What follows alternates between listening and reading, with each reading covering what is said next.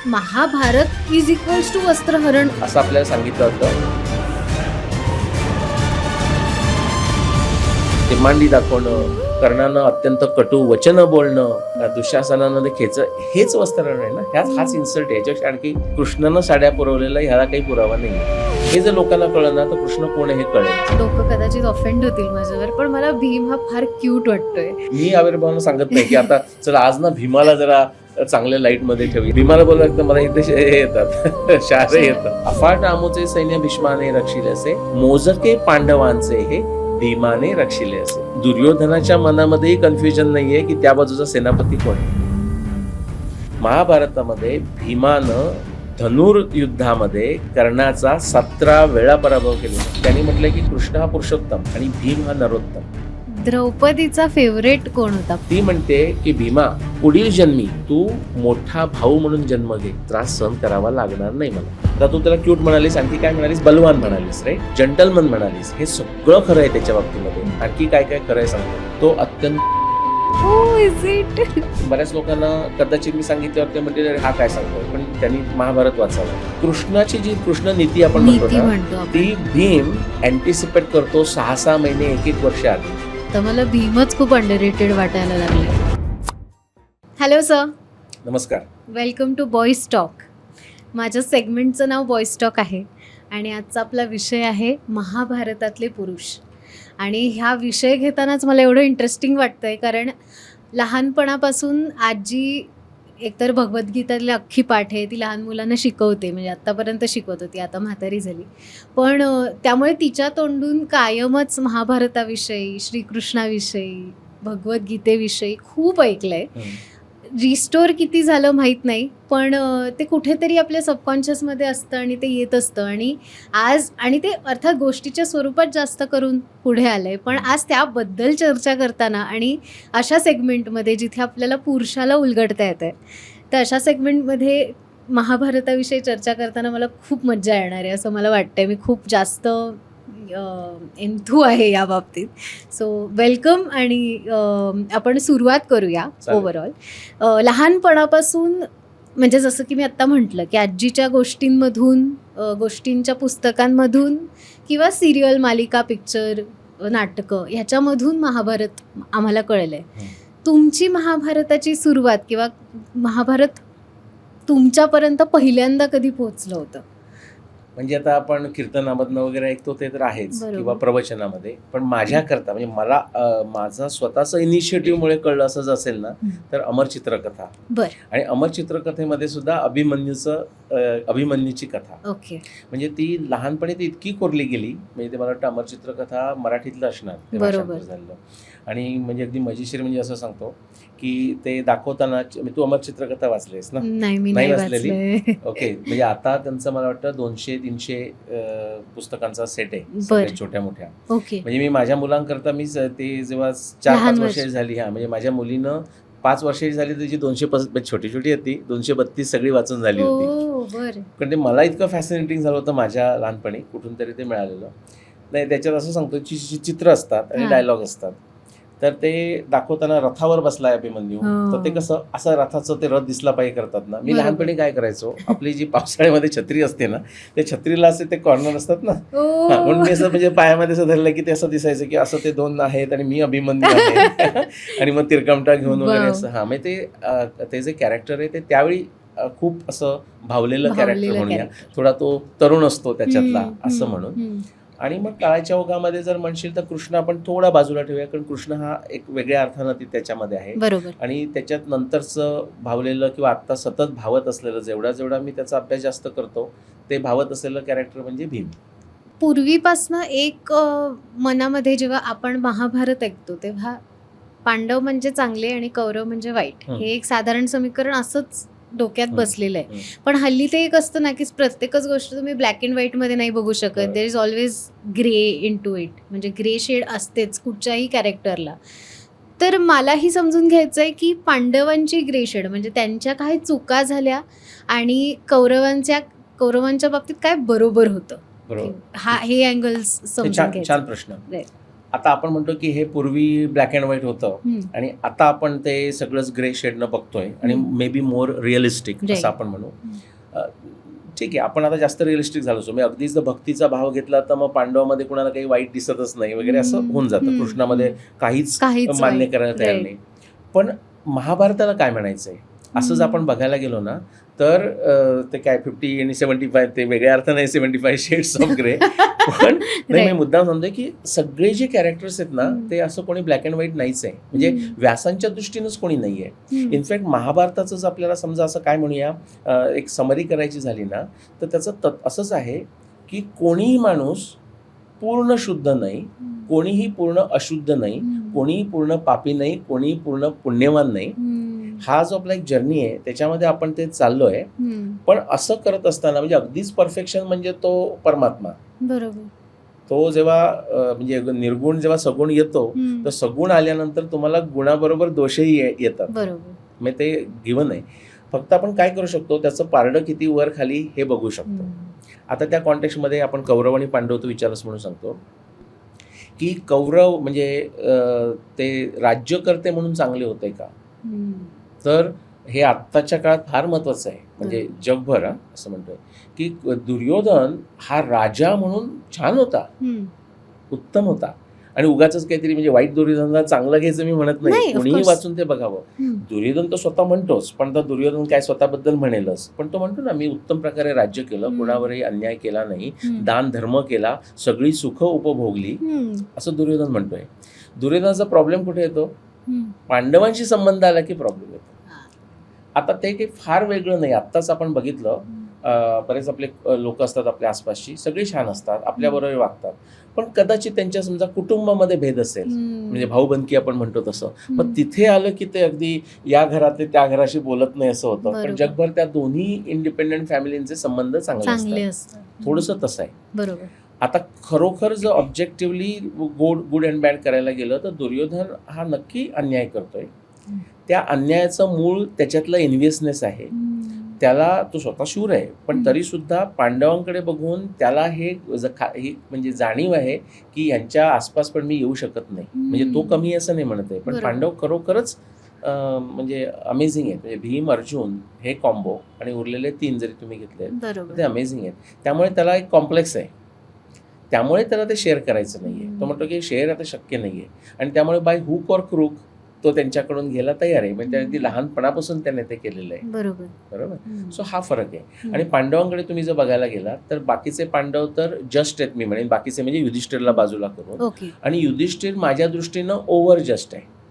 म्हणजे over just अशा अर्थानं आता हे बऱ्याच लोकांना कदाचित मी सांगितल्यावर ते म्हणतील हा काय सांगतोय, पण त्यांनी महाभारत वाचावं. म्हणजे त्यांनी माझ्याशी सगळं अग्री करतील असं नाही, पण माझ्या दृष्टीनं साध्या भाषेत सांगायचं तर युधिष्ठिर, आता व्यास त्याला धर्मराज म्हणतायत तर मी कोण त्याला न म्हणणार, आता काहीतरी असणार, नक्कीच असणार.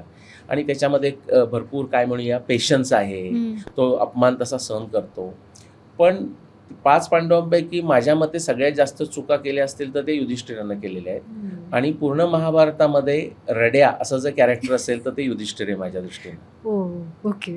ते मला कन्सिस्टंटली जाणवतं. मग त्याच्यावर आमचे म्हणजे बाकीचे आमचे म्हणजे बाहेरचे लोक वाद घालतात की नाही तुम्हाला तो कळला नाही युधिष्ठिर. म्हटलं असेल पण मला व्यासांचं वाचून जे कळतं ते रड्या येतो.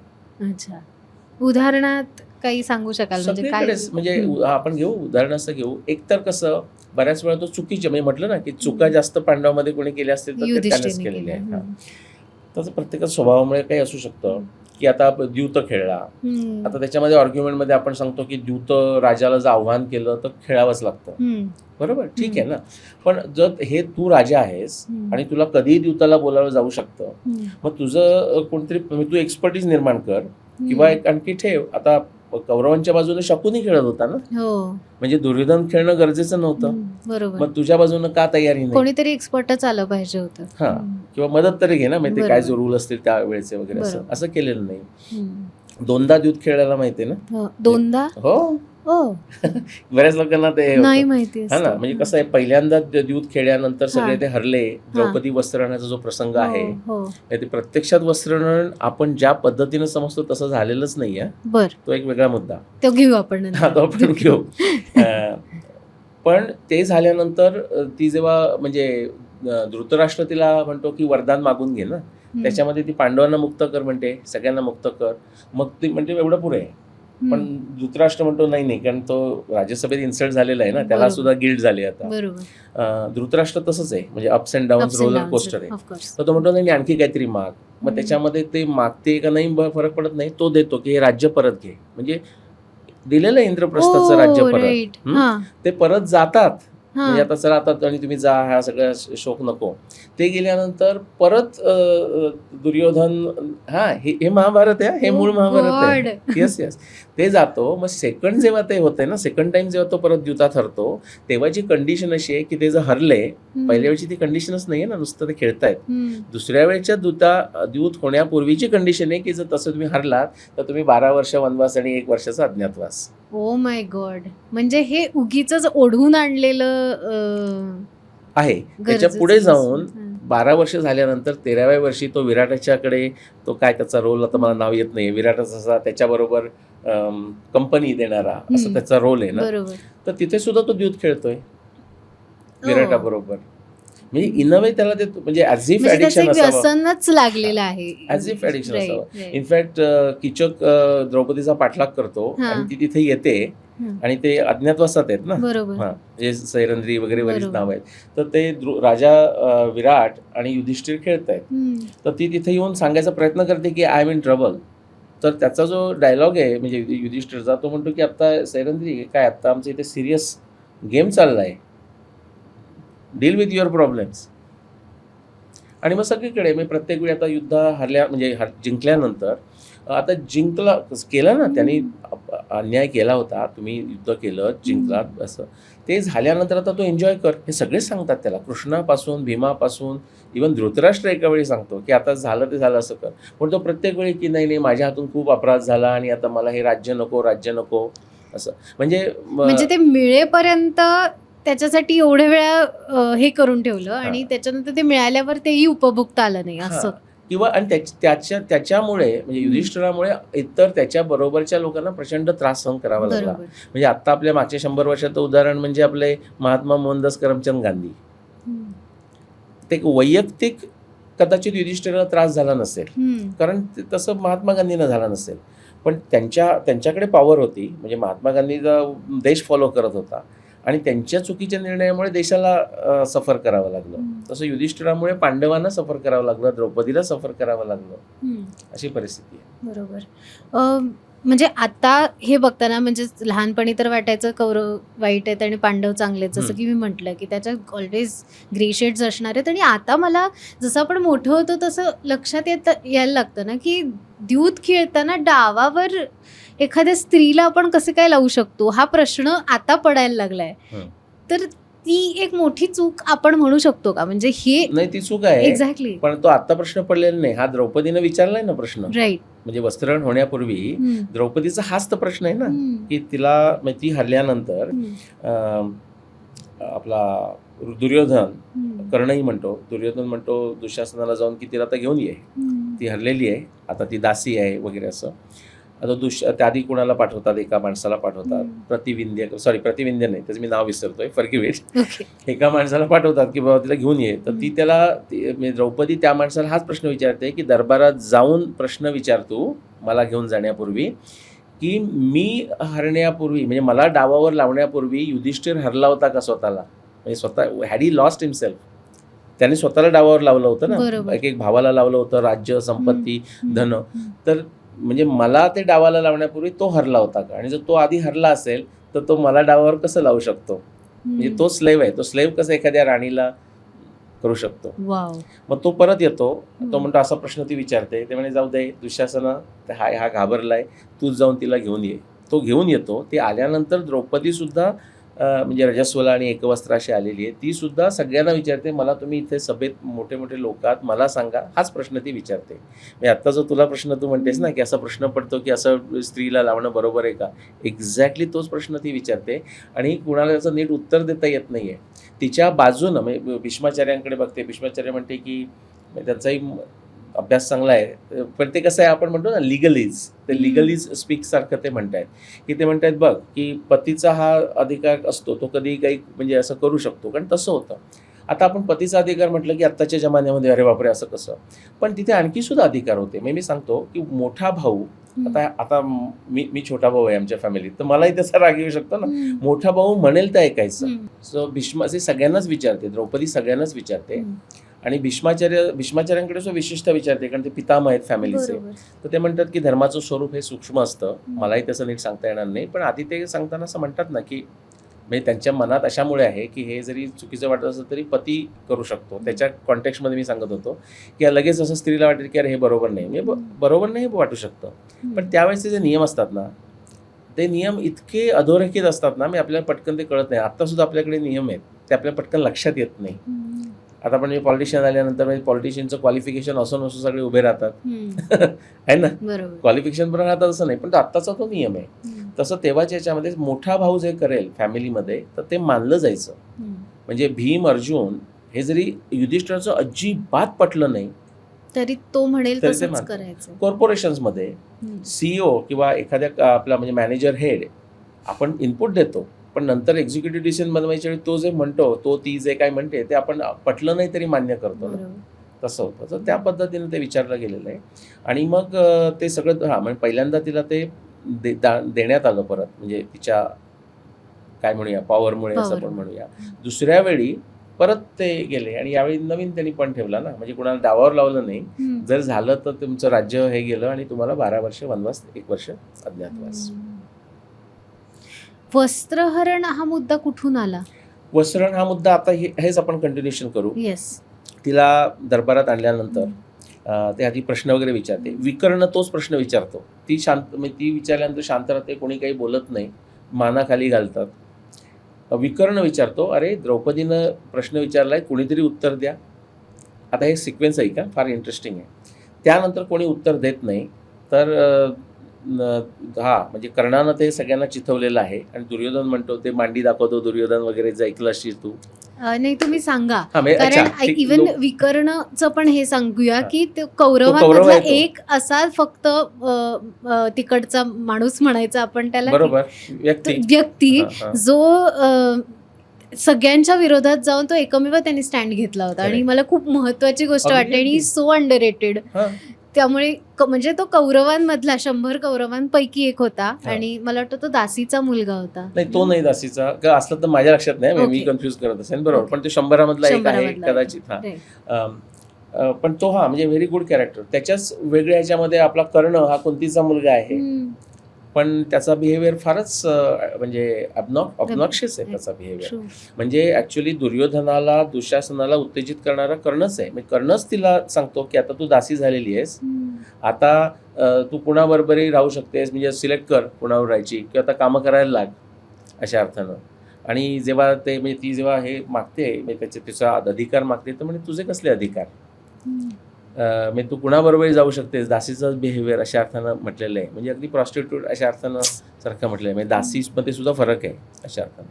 तर त्यावेळी दुर्योधन तिला म्हणजे आता तू येऊन मांडीवर बस इथे असं करताना तो दाखवतो, तेव्हा ती भीमाची प्रतिज्ञा आहे की तुझी मांडी फोडेन. ओके. आणि दुःशासन, मग दुर्योधन दुःशासनाला सांगतो की ही मग ठीक आहे, कसलं काय, तिचं खेच वस्त्र, म्हणजे आणखी अपमानित करायचं आहे पांडवांना. हे इमोशनल ब्लॅकमेल आहे त्याच्यामध्ये, की अगदी म्हणजे अपमानित करणं. ते खेचायला जेव्हा लागतो, आता हा आपला सिक्वेन्स आला, विकर्णानं बोलल्यानंतर कोणी बोलत नाही, विकर्णाला म्हणतात थांबतो वगैरे असं, ते तो दुःशासन खेचायला लागतो. आता ह्यातले फरक सांगतो 2. आपल्याला काय कथा माहिती आहे, तुला कथा काय माहिती आहे, म्हणजे वस्त्रहरण झालं आणि कुणी ते सांभाळलं, काय माहिती आहे तुला? मला एवढंच माहिती आहे की दुःशासन वस्त्र खेचत होता आणि कृष्ण तिला पुरवत होता. बरोबर. सो तिने गोविंदा गोविंदा कृष्णा नाव घेतलं, आणि मग काय म्हणूया आपण वायफाय सारखं कृष्णानं साड्या पुरवल्या. बरोबर, असं आहे. आता त्याच्यामध्ये म्हणजे आपण म्हणतो ना की कधी एम्बेलिशमेंट होऊ शकतात, कधी कधी ॲडिशन्स होऊ शकतात.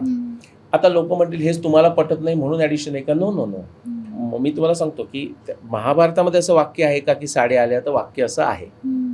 ओके. ते 1.5 म्हणजे एक श्लोक आहे, एका श्लोकाचा अर्धा पाठ, दुसऱ्या श्लोकाचा अर्धा पाठ. भगवद्गीतेचे श्लोक असतात तसेच सगळे. त्याच्यामध्ये म्हटलेलं आहे की दुःशासनानं खेचायला लागल्यानंतर मॅजिकली आपण असं म्हणूया की अशी वस्त्र यायला लागली तिला, असा अर्धा श्लोक आहे. आणि पुढच्या श्लोकामध्ये असं दुःशासन खेचता खेचता तिथे साड्यांचा ढीग जमा झाला. एवढं जर सोडलं ना तर बाकी काहीही, म्हणजे कृष्णानं साड्या पुरवलेला ह्याला काही पुरावा नाही आहे.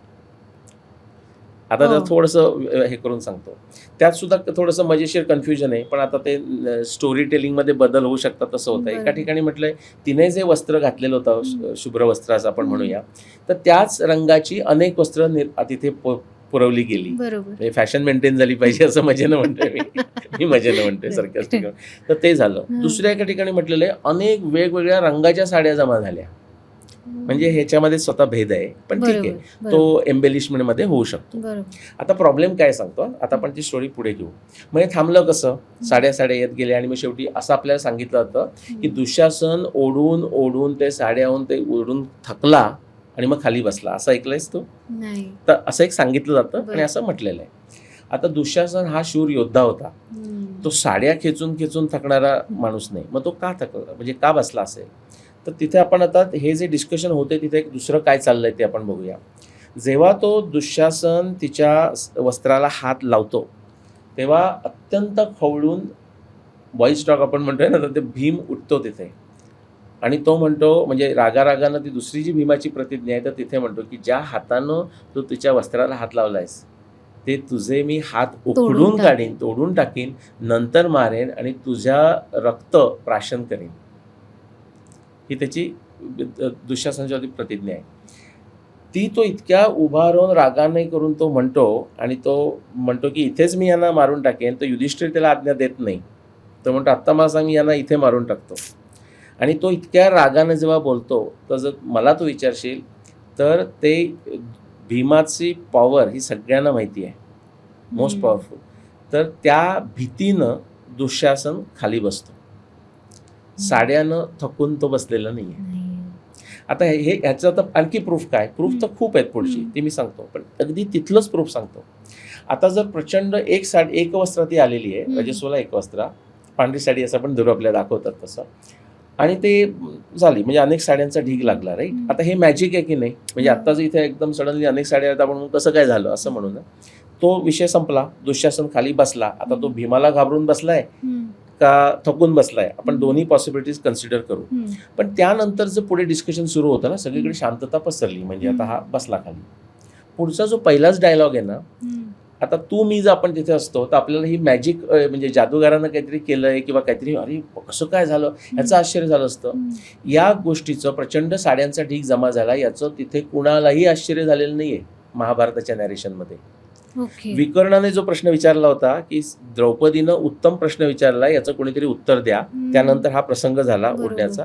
त्यानंतर विदुर उभा राहतो आणि म्हणतो विकर्णाचा प्रश्न तुम्ही सगळ्यांनी ऐकलात ना, त्याचं उत्तर द्या.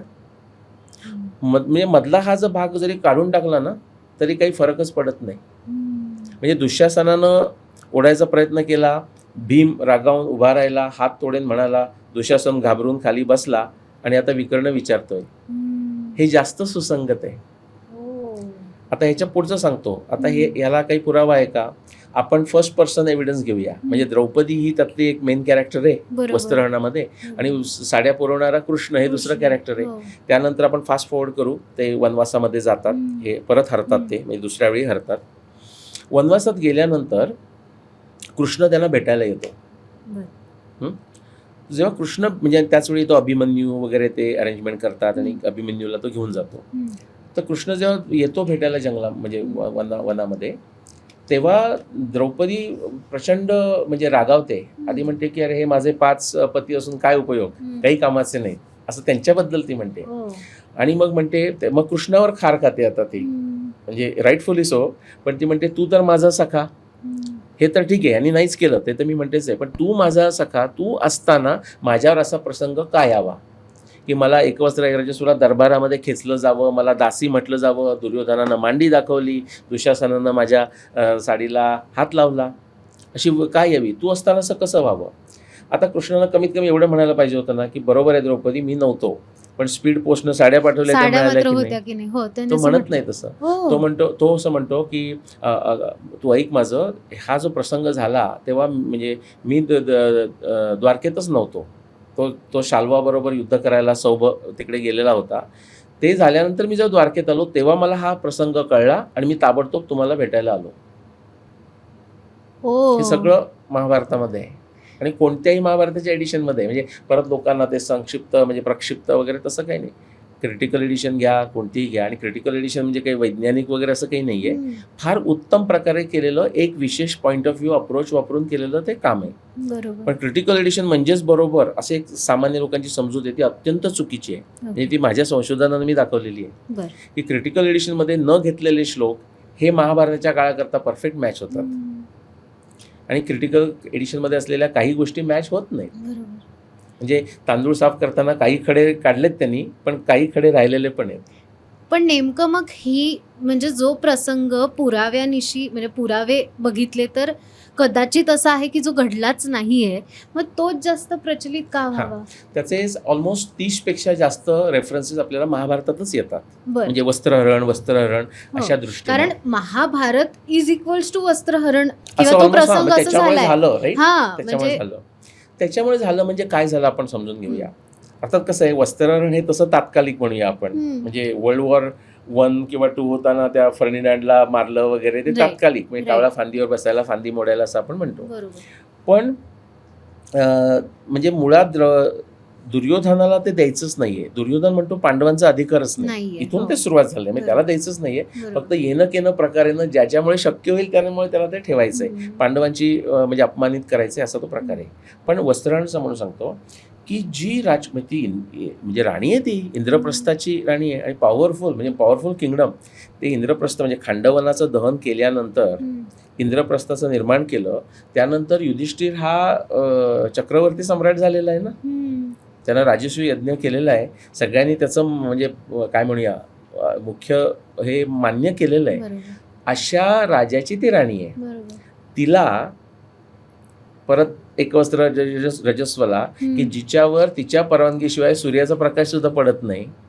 तिला असं सगळ्या असं दरबारामध्ये खेचत आणणं, तिला त्याचं काय म्हणूया आपण अत्यंत अपमान आहे, धडधडीत अपमान आहे. हिनं परिस्थितीमध्ये असं उभं राहायला तिला लागणं, सगळे लोक तिथे उभे आहेत वगैरे असं करणं, त्याच्यामध्ये ते मांडी दाखवणं, कर्णानं अत्यंत कटू वचनं बोलणं, दुःशासनानं ते हेच वस्त्रहरण आहे ना.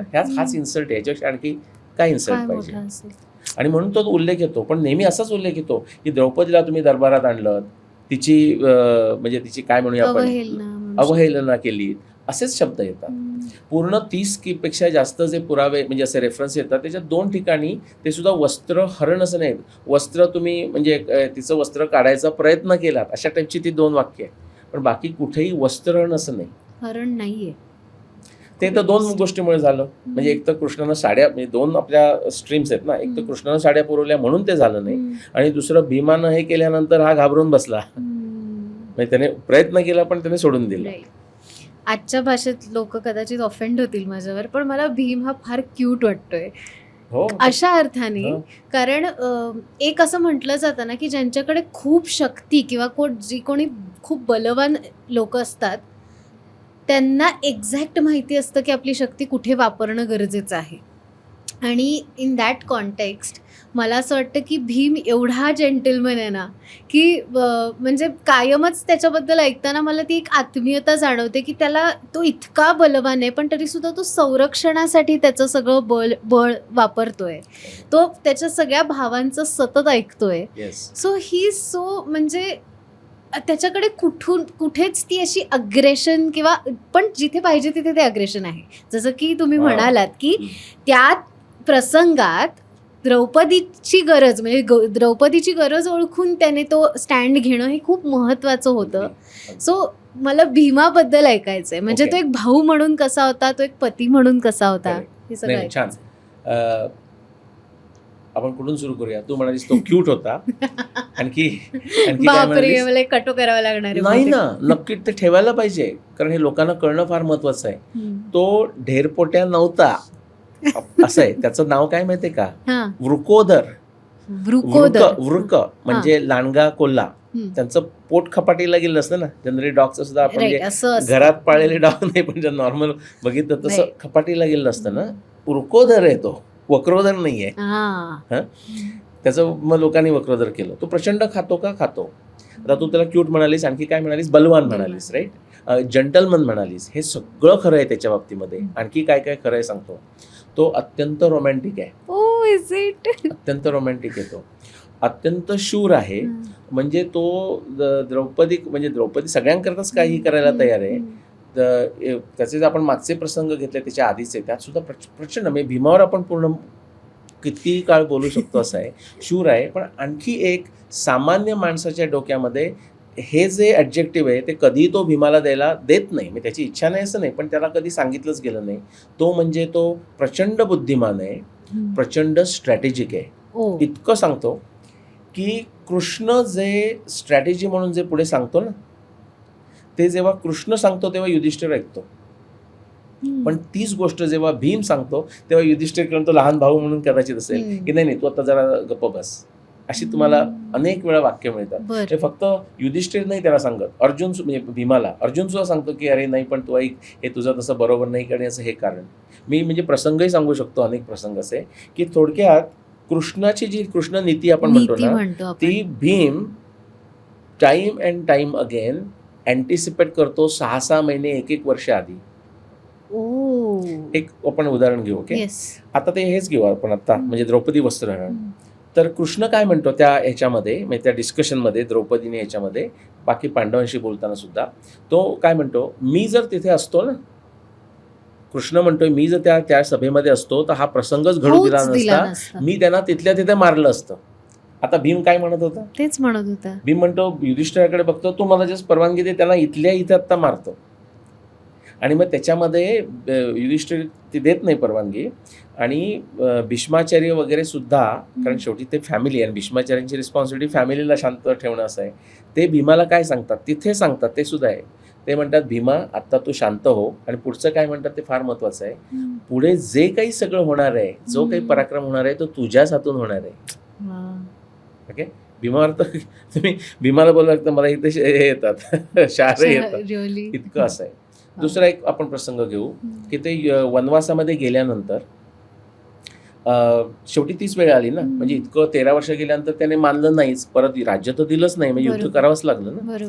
वनवासात गेल्यानंतर 1 वर्ष झालेलं असतं तिथे. म्हणजे आता त्याची बुद्धी कशी आहे बघा, आणि हा नियम आहे आणि तो वापरला जातो आपत्कालामध्ये.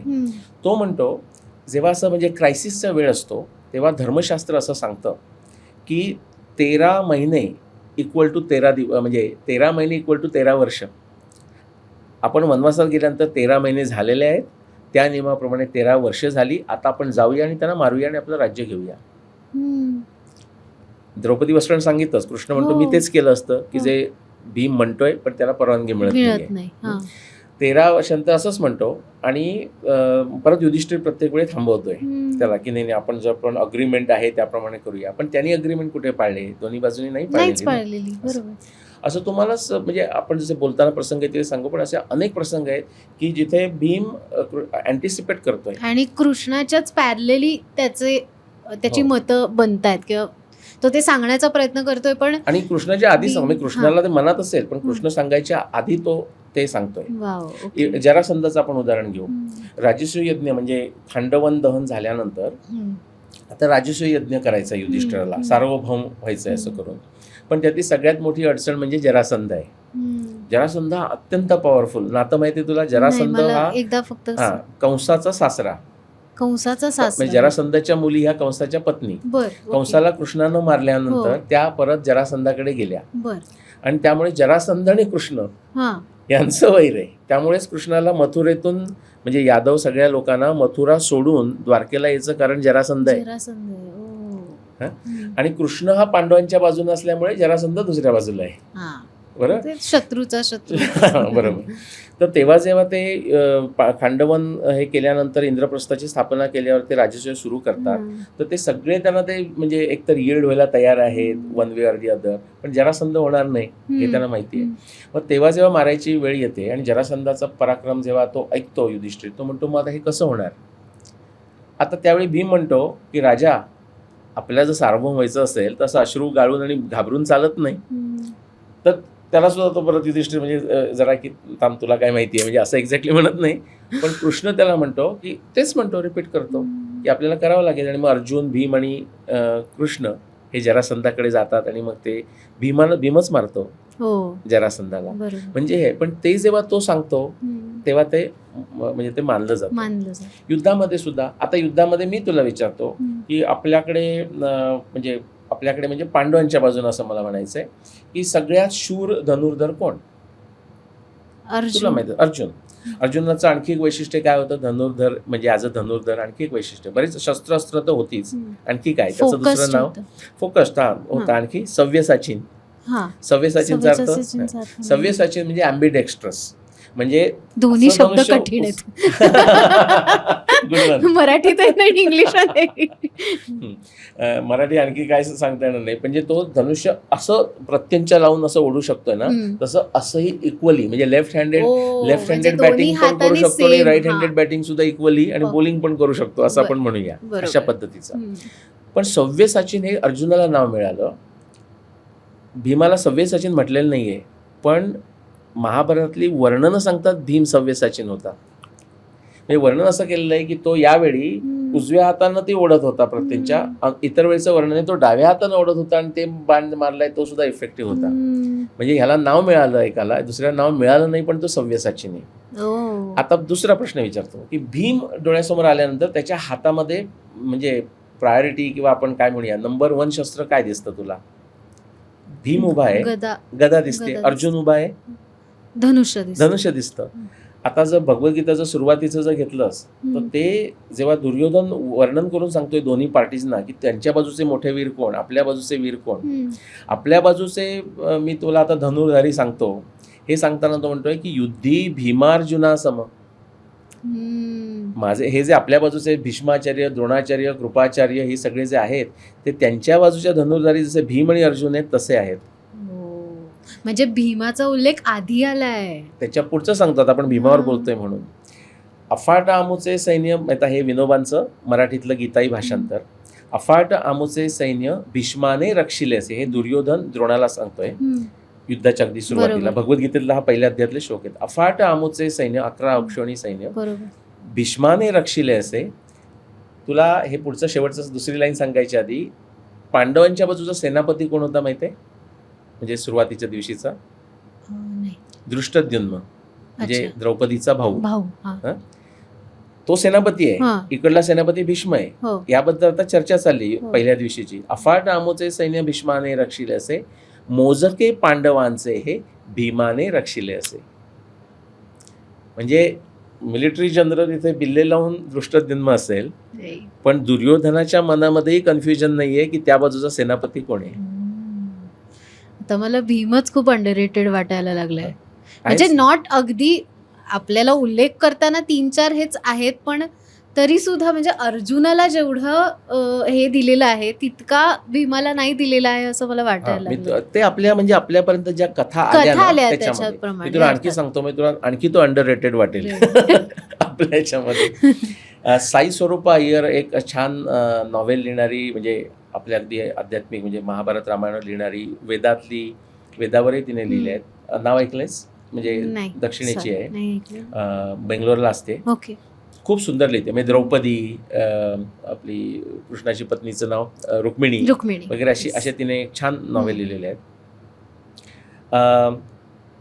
तर त्याच्यामध्ये तिने मला एकदा असं विचारलं, म्हणजे असं होतं ना, आता मला तू म्हणालीस हे मी शब्द वापरू का नको वगैरे, कृष्णाच्या आपल्या भीमाच्या मध्ये क्यूट वगैरे असं, तसं असं लोक म्हणतात ना, म्हणजे माझ्या बाबतीमध्ये असं बोलताना. तर तिने मला साई स्वरूपा अय्यरने, म्हणजे आम्ही मित्र आहोत, तर साई स्वरूपाने मला विचारलं, म्हणजे आपल्या व्हॉट्सअप किंवा अशातच असेल, व्हॉट्सअप नाही आपलं काय ते दुसरं एक्स म्हणजे ट्विटर वगैरे, म्हणजे मेसेजमध्ये असेल, पण ती म्हणे की म्हणजे इंग्लिशमध्ये, पण मराठीत आपण सांगतो की तुमचा अर्जुनावर एवढा राग का? अरे म्हटलं कोणी सांगितलं तुला? माझा अर्जुनावर अजिबातच राग नाही. मग म्हटलं व्हॉट इज द कॉन्टेक्स्ट, म्हणजे असं मी कुठे म्हटलेलं तर नाही आणि मनातही मला जे येत नाही, मग असं का नाही म्हणे तुम्ही कुठे असं महाभारताचं झालं की भीमाचंच कौतुक करता. तर त्या कॉन्टेक्स्टमध्ये सांगतो, त्यावेळी ती युद्धाच्या 18 दिवसांचं डिटेल ती वर्णन वाचत होती. मग मी तिला काही सांगितलं, म्हटलं ते वाचताना मला जे काही पर्टिक्युलर रेफरन्सेस हवेत ते मिळाले तर लिही वगैरे असं झालं. आणि ती म्हणजे ह्याच्यावर युद्ध कोण जास्त जिंकलं वगैरे असं ती स्टॅटिस्टिकल हे करत होती. तिनं शेवटी ते केल्यानंतर काय केलं, कौरवांच्या बाजूनं आणि पांडवांच्या बाजूनं पाय चार्ट तयार केलं तिने, म्हणजे प्रत्येक वीरानं किती युद्ध जिंकली वगैरे कौरवांच्या बाजूनं आणि पांडवांच्या बाजूनं सुद्धा. आणि ते आल्यानंतर तिने, आता काही बरीच वर्ष झाली असतील, 7-8 वर्ष तर झाली, तिने ते ट्विटरवर टाकलं होतं ते पाय चार्ट्स. आणि तिने वर लिहिलं की these R dedicated to Nileshji. का माहिती आहे, पूर्ण युद्धामध्ये सगळ्यात जास्त 1-on-1 लढाया जिंकलेला माणूस हा भीम आहे. म्हणजे अर्जुन इज नॉट बिहाइंड, म्हणजे भीमाचे समजा 47 असतील तर अर्जुन 45 आहे तिथे, पण सगळ्यात हायेस्ट नंबर भीम आहे आणि त्याच्यामध्ये तो लढतोय. आता ही स्टोरी सुद्धा पूर्ण सगळं सत्य सांगत नाही, त्याच्याकरता तुम्हाला आणखी इन्साइट्स बघावे लागतात. उदाहरणार्थ आता कौरव वर्सेस पांडव आपण बघू तर बरेच वेळा कर्ण शूर होता वगैरे आपलं म्हणतो, तर तो शूर होताच, पण म्हणजे शूर होता म्हणजे कसा, तुझ्या माझ्यापेक्षा शूर होता असं आहे. बरेच मी अभिमन्यूनं कर्णाचा पराभव केलेला आहे. भीमानं धनुर्युद्धामध्ये, आता हा धनुर्धारी की नाही, महाभारतामध्ये भीमानं धनुर्युद्धामध्ये कर्णाचा 17 वेळा पराभव केलेला आहे. आणि त्यावेळी एकदा त्याने कर्णानं भीमाला बेशुद्ध पाडलं, त्यानंतर तो परत, म्हणजे ह्याला तर बेशुद्ध पाडवलं, याचे रथ मोडले, घोडे केले, हा पळून गेला दुसऱ्याच्या रथावर बसून, असं कर्णाची अनेक वेळा झालेली आहे. त्यानंतर तो ब्रेक घेतो, रेस्ट घेतो, लंच करतो, विश्रांती घेतो आणि परत येतो, परत भीम त्याला हरवतो. आणि ह्या मधल्या काळामध्ये भीमानं रेस्ट घेतलेलं नाही आहे, तो बाकीच्यांशी लढतो. हे सगळं तुम्ही ठेवलं ना तर भीम म्हणजे अलौकिकच आहे. एक आपण ह्याच्यावर कन्क्लूड करायला म्हणून सांगतो की मध्वाचार्य म्हणजे वैष्णव संप्रदायातले एक फार मोठे योगी आपण असं म्हणूया, म्हणजे त्यांनी संप्रदाय सुरू केला, म्हणजे वैष्णव संप्रदायामध्ये ज्याला आपण द्वैत संप्रदाय म्हणतो, म्हणजे आपल्या कर्नाटकामध्ये उडुपी कृष्ण ज्याला आपण म्हणतो ना, तिथले. त्यांनी कसं म्हटलंय, त्यांनी महाभारत केल्यानंतर असंच म्हटलेलं आहे की त्यांनी म्हटलंय की कृष्ण हा पुरुषोत्तम आणि भीम हा नरोत्तम. नरोत्तम म्हणजे नर म्हणजे पुरुष, आपला बॉईज स्टॉक आहे की नाही, पुरुषातला बेस्ट. ओ नर. ओ नाईस, अमेझिंग आहे हे. आणि हे खूप, म्हणजे मला आता माझं ज्ञान कमी असेल म्हणून, पण खरोखरच या गोष्टी नाही माहिती. करू तो असं म्हटलेलं ज्ञान कमी आहे म्हणून नाही, पण खरंच म्हणजे हे अजिबात असं मी कुठेही मुद्दामून असं ह्याच्यात घ्यायचा आविर्भाव म्हणून मी हे बोलत नाहीये. मी आविर्भाव सांगत नाही की आता चला आज ना भीमाला जरा चांगल्या लाईट मध्ये ठेवूया, असं अजिबात नाही. पण हे आहेच, म्हणजे हे माहिती नाहीये. आपण कायमच अर्जुन, कृष्ण ही पात्र आपल्या सतत, म्हणजे अर्थात त्यात काही वाईट नाही, पण ती जास्त आली आहेत समोर, पण अशी जी अंडररेटेड आहेत त्याच्यावरती आपण फोकस करतोय, हे मला छान वाटतंय. आणि कृष्ण आणि अर्जुन आहेतच, म्हणजे आपल्या म्हणजे महाभारतामध्ये अर्जुनाने सगळे अस्त्र घेऊन आला हे आहे. पण इव्हन जसं मी युधिष्ठिरा रड्या म्हटलं की नाही थोडंसं, तसं अर्जुनाचं, आणि हे मी हे जे सांगतोय ना, हे ज्यांना डाऊट असेल ना त्यांनी महाभारत वाचावं, म्हणजे ते वाचावं ही माझी इच्छा पण आहे त्याच्यामागे. तर बरेच वेळा ना त्यांचं भांडण म्हणजे चर्चा म्हणूया आपण असं, म्हणजे एखादी गोष्ट ठरवताना, तर अनेक वेळा अर्जुन चुकीचंच बोलतो, म्हणजे तो काय बरोबर बोलत नाही असं मला म्हणायचं नाही, चुकीचंच बोलतो. त्याच्यामध्ये काय होतं, मला कदाचित फरक काय जाणवतो असं वाटतं, हे माझं अनालिसिस आहे, ते लोकांना बरोबर वाटेल चुकीचं वाटेल, की अर्जुनाला कसं आहे, स्वतःचा त्याचा पराक्रम आहे का तर प्रचंड आहे. तू अगदी योग्य सांगितलंस की त्याचा फोकस प्रचंड आहे, ते आपल्याला द्रोणाचार्यांनी घेतलेल्या परीक्षेमध्ये दिसून येतं. म्हणजे त्यात भीमालाही त्यांनी धनुष्य खाली ठेवायला सांगितलं द्रोणानं, पण अर्जुनाला सांगितलं काय दिसतंय तुला, डावा डोळा आता सोड बाण, असं आपल्याला माहिती आहे. म्हणजे अर्जुनाच्या बऱ्याच इंटरेस्टिंग चांगल्याच गोष्टी आहेत. पण ते करताना सुद्धा अनेक वेळा अर्जुनाचं जे काय म्हणूया आपण एरर इन जजमेंट म्हणतो ना, ती अनेक वेळा होते. भीमाची ती फारच कमी वेळा म्हणजे भीमाची मी सांगू शकतो, अर्जुनाची किती वेळा जरी नाही सांगता येणार. नारायणास्त्राचा जेव्हा वापर केला जातो, मला वाटतं अश्वत्थामा सोडतो का जो कोणी असेल कौरवांच्या बाजूचा, त्यावेळी नारायणास्त्राचं असं हे आहे, काय म्हणूया त्याची कृती अशी आहे की नारायणास्त्र दुसऱ्या बाजूने सोडल्यानंतर त्याच्याशी फाईटच करायची नाही. This is the way of fighting. शांत उभं राहायचं असं आहे. आणि त्याच्यामध्ये मग काही म्हणजे डॉक्टर वर्तकांनी असं त्याच्यावर म्हटलेलं आहे की कदाचित ते आपण हे पॉयझन गॅस म्हणतो ना तसं असेल. म्हणजे तुम्ही जर हे केलं, जास्त ब्रिदिंग केलं तर तुम्हाला जास्त इफेक्ट होईल, शांत झालं तर काही होणार नाही. जसं आपण म्हणतो ना भोपाळ ट्रॅजेडीमध्ये तुम्ही जर नुसतं ओला फडका जर ठेवून नाकावर जाऊन शांतपणे बाहेर वॉक करत गेला असतात तर तुम्ही वाचला असतात. जे खूप घाबरले ते ऍक्च्युली मृत्युमुखी पडले. तर ती एक जर चूक सोडली. शेवटी कृष्णाने त्याला सांगितलं की बाबा शांत हो, कारण जेवढा भीम जास्त फाईट करत होता तेवढं ते नारायणास्त्र आणखी प्रबळ होत होतं. असे जर काही प्रसंग सोडले ना, आणखी काही 2-3 आहेत, तर भीमाचं तुम्हाला फारच बॅलन्स्ड त्याच्यामध्ये दिसतं तुम्हाला. आणि कृष्ण हा एक वेगळाच आहे. म्हणजे वेगळा म्हणजे आता देव लोक मानतात म्हणून मी म्हणत नाही. मी कृष्ण भक्त आहे, ओके, पण मी कृष्ण भक्त इन अ व्हेरी रॅशनल वे आहे. रॅशनल वे म्हणजे त्याच्यात कृष्णाला ते आवडेल असं अशा प्रकारचं आहे. त्याच्यात एक आपण जर डायग्रेस करायचं तर सांगतो की कृष्णाचं हे जर लोकांना कळलं ना तर कृष्ण कोण आहे हे कळेल. ते म्हणजे असं की तो देवदेव आपण करतो, तो देवच आहे, तो परमेश्वर आहे, तो परमेश्वराचा अवतार आहे, पूर्ण पुरुष आहे, सगळं मला मान्य आहे. म्हणजे मान्य म्हणजे अमान्य करणारा मी कोण. पण एक फार इंटरेस्टिंग आहे की कृष्णानं अर्जुनाला भगवद्गीता सांगितली, त्याचा फायदा झाला, कारण अर्जुनाला जो मोह झाला होता तो गेला. नष्ट मोह स्मृती लब्धा तत्प्रसाद दानमया चित्त करून तो युद्धाला उभा राहिला. युद्ध केलं, पांडव जिंकले. त्यानंतर भीष्माचार्यांचं हे निर्वाण झालं. त्यानंतर त्यांनी अश्वमेध केला 1 वर्षभर, अश्वमेध यज्ञ झाला. आता शेवटी इतक्या काळानंतर कृष्ण द्वारकेला निघाला. आणि कृष्ण आणि अर्जुन यांचं फार सख्य आहे, ते वयाने जवळचे आहेत. म्हणजे युधिष्ठिर आणि भीम हे कृष्ण अर्जुनापेक्षा मोठे आहेतच, पण कृष्णापेक्षाही मोठे आहेत. आणि कृष्ण आणि अर्जुन एकाच वयाचे आहेत. याचं सुद्धा इंटरेस्टिंग किती माहिती आहे का, ह्याचं कुठेही असं डायरेक्ट लिहिलेलं नाही. पण महाभारतामध्ये जेव्हा अशा अनेक वेळा भेटतात ते, म्हणजे कृष्ण येऊन भेटतो, तेव्हा प्रत्येक वेळेचं वर्णन कसं आहे माहिती आहे का. कृष्ण त्यांना पांडवांना भेटायला आल्यानंतर, आता हे सुद्धा लोकांनी नीट ऐकलं पाहिजे, कृष्ण युधिष्ठिर आणि भीम यांना नमस्कार करतो, अर्जुनाला आलिंगन देतो, आणि नकुल आणि सहदेव हे कृष्णाला नमस्कार करतात. म्हणजे ह्याचा अर्थ हाच झाला ना की कृष्ण आणि अर्जुन एका वयाचे आहेत. बरोबर. Very interesting. अशा तर ती कृष्णानं अर्जुनाला गीता सांगितली, सगळं झालं, पूर्ण हे अश्वमेध झालेलं आहे. ते दोघे एकत्र, त्यांचं नातं जास्त घट्ट झालेलं आहे. आता जेव्हा कृष्ण द्वारकेला जायला निघतो तर आपल्याला आता लहानपणी होतं ना, आई ऑफिसला जायला निघाली की आपण म्हणतो आज जरा मला वाईट स्वप्न पडलं, आज जाऊ नको वगैरे, काहीतरी आपण मार्ग शोधतो असं म्हणतो ना. तसं अर्जुनाला थोडंसं झालंय, म्हणजे मैत्रीच्या ह्याच्यामुळे तो म्हणतो जरा जाऊ नको, म्हणजे काहीतरी तो मार्ग शोधून काढतोय. तर तो काय म्हणतो माहितीये का, अर्जुन कृष्णाला म्हणतो की तू मला त्यावेळी गीता सांगितलीस, खूप छान उपदेश केलास, त्याचा मला फायदाही झाला, पण आपण म्हणतो ना की परीक्षेच्या आधी आपल्याला नीट श्रीखंड एन्जॉय करता येत नाही. तर म्हणलं बरोबर आहे ना अनुभव आपला. किती रिलेटेबल उदाहरण आहे. परीक्षा झाल्यावर परत एकदा खाऊ असं वाटतं की नाही, पावभाजी जे काय असेल ते.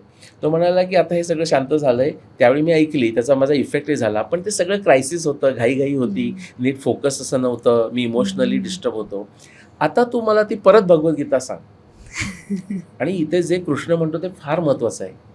कृष्ण असं म्हणतो की त्यावेळी मी तुला जी भगवद्गीता सांगितली ती योगारूढ होऊन सांगितलेली होती. मी योगारूढ, तू म्हणशील आता ह्याचा योगारूढचा अर्थ काय, सध्याच्या भाषेमध्ये I was in the zone. Okay okay, म्हणजे ते क्रायसिस, म्हणजे असं आपण म्हणतो ना, क्रायसिस आला की आपण अगदी वीक माणूस सुद्धा, त्यातनं जी ती सांगितली गेली ती परत नाही होऊ शकत. एक्झॅक्टली कृष्ण सांगतो ते. तो म्हणते की त्यावेळी जे मी तुला सांगितली, तू आत्ता मला विचारतोयस, मी आत्ता ती सांगू नाही शकत, पण तू विचारलंयस म्हणून मला आत्ता जे जे काही आठवत आहे किंवा आत्ता माझ्या डोक्यात जे जे काही ते मी तुला सांगतो. आणि ते जे कृष्ण त्यावेळी अर्जुनाला सांगतो त्याचं नाव अनुगीता. बर, ती सुद्धा उत्तम आहे. त्यावेळेस ते वेगळ्या टाईपचा, आपल्यासाठी सगळं छान आहे, पण नाही, पण ही किती मस्त गोष्ट आहे. म्हणजे ट्रू आर्टिस्ट आहे कृष्ण. आणि कृष्णाचं किती नम्रता. म्हणतो मी ते सांग, नाहीतर असं म्हणजे काय म्हणतो, परमेश्वर पूर्ण पुरुष, अरे काही कृष्ण म्हणजे काय करू शकत नाही, तर बटन दाबा परत रिपीट करा. नाही, तो म्हणतो मी नाही करू शकत. आणि त्याच्यामध्येच असं आहे की सगुण निराकरण आपण म्हणतो, तर निर्गुण परमात्मा जेव्हा सगुण साकार रूप घेतो तर काही गोष्टीनं त्याला ती लिमिटेशन घ्यावी लागतात किंवा ती मानतो आपण. असंही म्हणतो ना की आता मोठा पॉवरफुल माणूस सुद्धा लहान मुलाला घेतल्यानंतर कुस्ती करताना तो चित नाही करत असंही आपण म्हणू शकतो. हा. म्हणजे लीला जर समजून घ्यायची असेल तसं म्हणू शकतो. बरोबर. पण अदरवाईज ते लिमिटेशन्सही येतात. त्याचं मी एक उदाहरण म्हणून सांगतो. म्हणजे असं लोक म्हणतात छे म्हणजे परमात्म्याला हे अवतार घेतल्यावर लिमिटेशन्स कशी येतील. त्याचं मी एक मजेशीर उदाहरण म्हणून सांगतो की समजा माझ्याकडे स्किल्समध्ये मला बायसिकल चालवता येते, कार चालवता येते, मोठा ट्रक चालवता येतो आणि विमान चालवता येतं, म्हणजे हे फ्लाय करता येतं. पण माझ्याकडे जर विमान नसेल तर मला फ्लाईंग स्किल हे दाखवता येत नाही ना. नाही. बरोबर. तर मी जर 2 हात 2 पायाचे जर शरीर घेतलंय, म्हणजे कृष्णानं ते घेतलेलं आहे, तर त्याच्यावरती लिमिटेशन्स पण आली. बरोबर. साहजिक आहे. कृष्णावर मला अजून बोलायचं आहे, पण एक मुद्दा आपला मगाशी बोलता बोलता राहिलाय. तुम्ही म्हणालात की भीम रोमॅन्टिक पण हा. आहे, ते राहिलं. आपण 1-2 प्रसंग घेऊ, हा. 2-3 प्रसंग घेऊ. ते नीलकमलांचं आपण हे केलं, तर ती जेव्हा इच्छा व्यक्त करते, भीमाला काही परत दुसऱ्यांदा सांगायची गरज नाही. आता हल्लीच्या याच्यामध्ये असं नवऱ्यांना आठवण करून द्यावी लागते की सांगितले, म्हणजे आता नवऱ्यांना मी सांगतो तर 8 मेला मी आता पूर्ण फेरी मारतोय, म्हणजे सांगली, सज्जनगड, वाई करत, पुणे करत, मग मी नाशिकला जायचंय. ती नाशिकला येतात. 8 मेला तिचा आपल्या कॅलेंडरप्रमाणे बर्थडे असतो. तर तिला मला आठवावं लागतं, लक्षात आहे ना. 8ला नाही तर तिथेच राहशील पुण्यामध्ये काहीतरी लेक्चर देत वगैरे, असं होतं की नाही. त्याला सांगायची गरज नाही, तो लगेच निघतो. त्याच्यामध्ये त्याला नो इफ्स नो बट्स आहे. ते जाताना त्या आपण प्रसंगात फार जाऊ नको, म्हणजे त्याला ते जे काही करावं लागतं, म्हणजे ते यक्षाचं एकदाचं वर्णन आहे किंवा हनुमान रस्त्यात भेटतो असं आहे ना. हनुमान याच्यामध्ये त्याच्यावर आपण जर वेळ आला तर बोलू, हनुमान भेटणे याचा अर्थ काय. येस, आपण बोलूया त्याच्यावर बोलूया. पण तो आता आपण बाजूला ठेवूया. तर तो घेऊन येतो, म्हणजे तो इतका रोमॅन्टिक आहे. किंवा इतर वेळी सुद्धा वनवासामध्ये तो तिची काळजी घेतोय, तिला तो गरज पडली तो उचलून घेऊन जातोय. आता अज्ञातवासात असताना कीचक तिच्यावर अन्याय करायचा जेव्हा प्रयत्न करतोय ना, तर बाकी सगळ्यांना, म्हणजे आता द्रौपदीचा सुद्धा हा विश्वास आहे. म्हणजे इकडे तर तो इतका सॉफ्ट आहे की तो ते कमळांच्या बद्दल करता जे पाहिजे तर ते करतोय, पण तिचं संरक्षण पण करतोय. तर ती जेव्हा तिला वेळ मिळतो, मी आता मगाशी ती कथा सांगितली ना की युधिष्ठिर आणि विराट खेळतायत, बरोबर, आणि ते युधिष्ठिर तर सांगतो की तू निघून जा, तू मॅनेज कर, इथे डिस्टर्ब करू नकोस आमच्या खेळामध्ये. पण ती कुठे जाते, ती आधी पहिल्यांदा पतीमध्ये सगळ्यात मोठा म्हणून युधिष्ठिराकडे जाते. पण तो हा बल्लव त्यावेळी झालेला आहे ना. By the way, he is a good cook.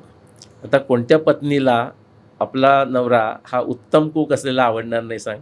म्हणजे भीम, हो, बल्लव, त्याचं भीम हा बल्लवाचं काम करतोय ना, म्हणजे राजाचा पाक करणारा, त्याला ते स्किल येतंय म्हणून तो करतोय. हां, त्याच्यात आणखी एक मजेशीर, आता तो असं तू म्हणालीस त्याच्यावर थांबलीस म्हणून सांगतो. तुला सूप आवडतं का? हां, सूप आणि टोस्ट आवडतं. आता सूप हा कोणत्या भाषेतला शब्द आहे? मी जसं ऐकल्यानंतर सूप, पण काय वाटतं, म्हणजे सूप कुठून आला ना? सूपचं स्पेलिंग काय विचारतो ना तुला? SOUP सूप, आपण तेच सूप म्हणतोय ना, म्हणजे इंग्लिश सूप. मी जर तुला सांगितलं की सूप हा संस्कृत शब्द आहे, आता लोकांनी सगळ्यांनी महाभारत वाचलंच पाहिजे. आता त्यांच्या चेहऱ्यावर सुद्धा हे आले ते काही बोलतात. असं नाही, असं आहे की नाही. सूप करता, पाक करता, म्हणजे सूप म्हणजे आपली आमटी आणि असं आपण म्हणूया, सांबार, असं करून हे सगळं. भीमाला महाभारतामध्ये सूप करता म्हटलेलं आहे. किंवा आता ते महाभारतामध्ये नाही आहे, पण त्याच्यामध्ये पुढे एक्सटेन्शन होऊन असं पण आहे. प्रोफेसर आचार म्हणून, आता ते नाही आहेत, ते काही वर्षापूर्वी गेले. त्यांच्याबरोबर मला बोलताना त्यांनी सांगितलं की भीमाला, अर्थात ते महाभारतात नाही आहे, की भीमाला काहीतरी 21 वेगवेगळ्या प्रकारानं दही बनवता येत होतं. आता आपण म्हणू असं इतके प्रकार कसे असतात, पण तुला हे माहिती आहे का की कुठल्या तरी हस्ता का स्वाती नक्षत्राच्या पावसाच्या पाण्यानं विरजण लावता येतं. म्हणजे ते जे बॅक्टेरिया असतात ते त्यावेळी त्या पावसामध्ये वगैरे चव बदलणार नाही, ते म्हणजे व्हेरी प्रिशियस ते दही समजलं जातं.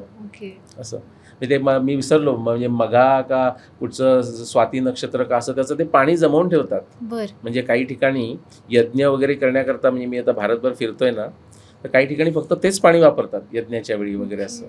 हां, सो तो पाक करताय, म्हणजे तो तिथे, म्हणजे साईड्स बघ ना त्याच्या, म्हणजे कमळा करता तो जातोय, त्याचं शूरत्व आहे. कुणालाही मध्ये रस्त्यात आला तर आता द्रौपदीला नीलकमळ पाहिजे, म्हणजे त्याचं नो कॉम्प्रोमाइज त्याच्यामध्ये. आणि कीचक जेव्हा तो त्रास देतोय, तो द्रौपदी रात्रीच्या वेळी जाते, ती कुठे जाते? भीमाकडे जाते. आणि भीम बाकीचं आता युधिष्ठिरानं काय सांगितलं मी तुला सांगितलं. बाकी लोक सुरुवातीला सांगतात की काही दिवस थांब, हे कर हे कर असं वगैरे. तोही सुरुवातीला म्हणतो की आता 13 दिवस राहिलेत, म्हणजे त्याचा अज्ञातवास संपायला फक्त 13 दिवस आहेत.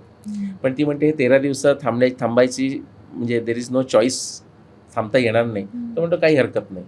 मग तो वेगळं रूप घेतो आणि ते उपकिचकांना आधी मारतो, मग किचकांना मारतो. द्रौपदीचा फेवरेट कोण होता 5 पैकी? द्रौपदीचा फेवरेट आता कसं आहे, द्रौपदीला पार्शलिटी करून नाही चालणार ना.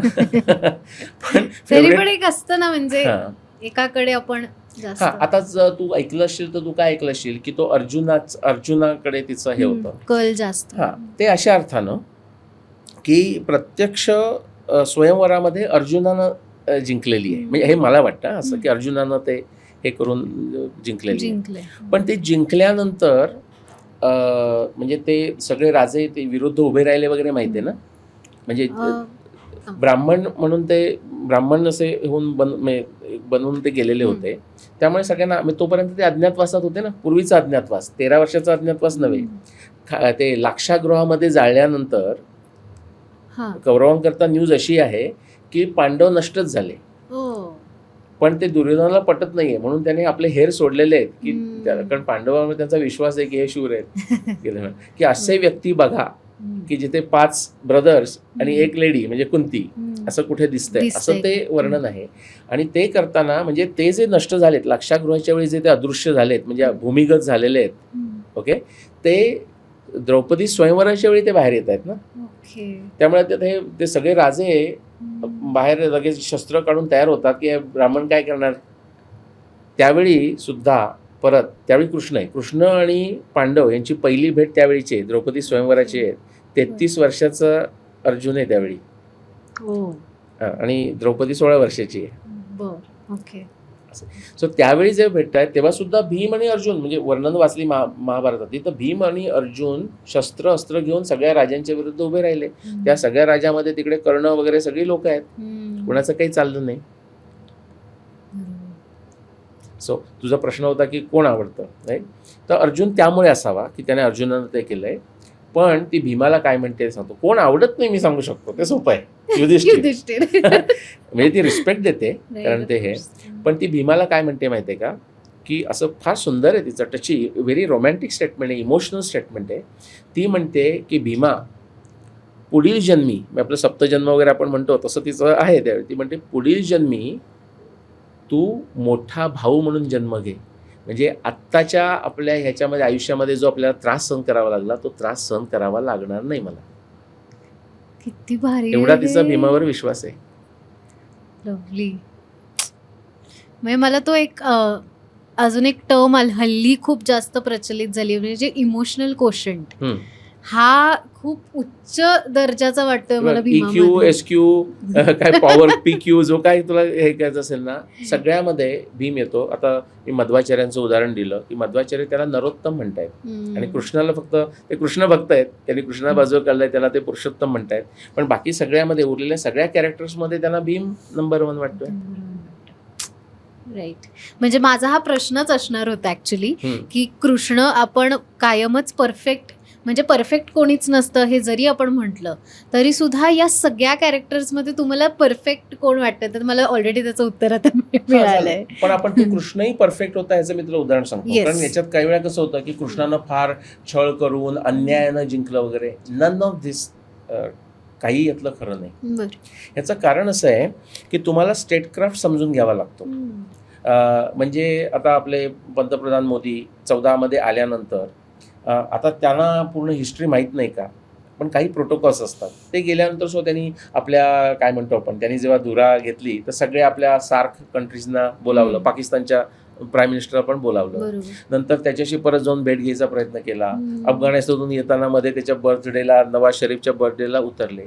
दिस is all statecraft, this is राजनीती, दिस इज डिप्लोमसी. हे तुम्हाला करावीच लागते. हे कृष्ण करतोय. पण कृष्णाचं सगळ्यात वैशिष्ट्य काय, म्हणजे भीमानं इथे दाखवलंय पण आपण आता कृष्णावर बोलतोय म्हणून, की आपण ज्याला म्हणतो ना की जेस्ट बॉटम लाईन कृष्ण कधी विसरत नाही. त्यामुळे तुम्हाला जर सुपरफिशियल जर तुम्ही बघायला गेला तर असं वाटतं की हे कृष्णाचं चुकलं नाही का. आता कर्णाला ते मारलं, रथ वगैरे झालं, कर्णच विचारतो ना की अरे आता मला हे काढू दे आणि हा अन्याय नाही का, हे धर्मयुद्ध म्हणजे हे धर्मयुद्ध आहे का. तेव्हा कृष्ण त्याला पाढाच वाचून दाखवतो ना, अगदी लहानपणापासूनचा. म्हणजे भीमाला पॉयझनिंग करण्यापासून हे सगळ्याच्या मागे करणं आहे.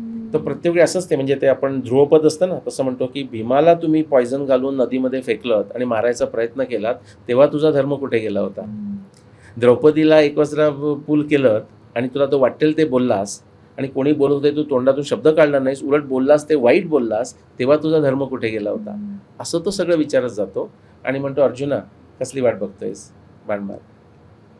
म्हणजे तुम्ही कारण काय आहे आपण मल्टिपल स्टेप्स घेतो, म्हणजे ईच स्टेप एखादी स्टेप्स तुमची चुकीची असू शकते. आपल्या तर होतातच ना. आपल्याला आपण जेव्हा अवलोकन करून मागे बघतो तेव्हा वाटतं आपण असं वागायला नको होतं. पण म्हणून आपण स्वतःला काही आता नाही म्हणून मी आत्महत्या करतो वगैरे म्हणत नाही. बरोबर आहे. असं सो कृष्णाचं म्हणजे कृष्ण स्वतः म्हणतो ना, अर्थात तो स्वतः म्हणतो म्हणजे लोक मानतील असं नाही म्हणत मी. कृष्णाला जेव्हा विचारलं जातं तो म्हणतो मी एकही अन्यायाची गोष्ट केलेली नाही माझ्या आयुष्यामध्ये. आणि त्याचं प्रत्येककडे त्याच्याकडे एक्सप्लेनेशन आहे. कोणी म्हणते ते एक्सप्लेनेशन म्हणजे रॅशनलायझेशन आहे का, तर रॅशनलायझेशन नाही.